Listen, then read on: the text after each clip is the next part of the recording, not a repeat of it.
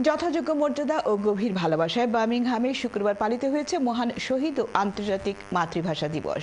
Small Heath পার্কে অস্থায়ী শহীদ মিনার ও আস্টনের multipurpose সেন্টারের স্থায়ী শহীদ মিনারের দল মত নির্বিশেষে সবাই বেদিতে পুষ্পস্তবক অর্পণ করেন। বিস্তারিত জানাচ্ছেন আমাদের সহকর্মী মোহাম্মদ আতিকুর রহমান।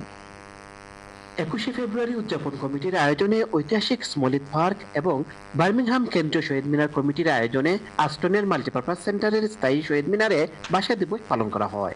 বাংলাদেশি তথা সকল বাংলা ভাষাভাষীর গৌরবের এই দিনটিকে উদযাপন করতে বার্মিংহামে সকল শ্রেণী পেশা ও বিভিন্ন সংগঠনের প্রস্তুতির কোনো কমতি ছিল না। ছিল নানা আয়োজন। রাত 12:01 থেকে শুরু হয় ফুলেল শ্রদ্ধা জানানোর আয়োজন। প্রচন্ড ঠান্ডা উপেক্ষা করে ঐতিহাসিক স্মলিথ পার্কে শহীদ মিনার স্থাপন করে বিভিন্ন রাজনৈতিক, সামাজিক, সাংস্কৃতিক ও স্বেচ্ছাসেবী সংগঠনের নেতাকর্মীরা ফুল দিয়ে শ্রদ্ধা জানান 21-এর ভাষা শহীদদের প্রতি। এখানে ফুল দেন বাংলাদেশে নিযুক্ত বাংলাদেশের সহকারী হাইকমিশনার মোহাম্মদ আলিমুজ্জামান। সহকারী হাইকমিশনের পক্ষ থেকে এই ঐতিহাসিক স্মল হিথ পার্কের স্থায়ী শহীদ মিনারে আরও আমার ব্রিটিশ বাংলাদেশি ভাই, এমপি এবং কাউন্সিলরদের সবাইকে নিয়ে এখানে ফুল দিতে পেরে সত্যি অত্যন্ত গর্বিত মনে করি। পরে 21শে ফেব্রুয়ারি উদযাপন কমিটি, বিএনপি এবং এর অঙ্গ ও সহযোগী সংগঠন এবং বিভিন্ন সংগঠন শহীদ বেদিতে ফুল দিয়ে ভাষা শহীদদের প্রতি বিনম্র শ্রদ্ধা জানান।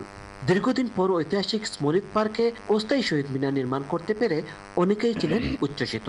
এর আগে 21শে ফেব্রুয়ারি উদযাপন কমিটির আয়োজনে এক আলোচনা সভা অনুষ্ঠিত হয়।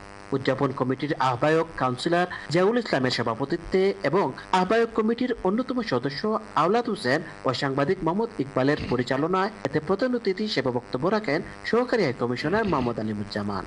এদিকে বাংলাদেশ মাল্টিপারপাস সেন্টারের স্থায়ী শহীদ বেদিতে ফুল দিয়ে শ্রদ্ধা জানান বিভিন্ন রাজনৈতিক, সামাজিক, সাংস্কৃতিক ও স্বেচ্ছাসেবী সংগঠনের নেতাকর্মীরা। বার্মিংহাম থেকে Mohammad Atikur Rahman, channel S news.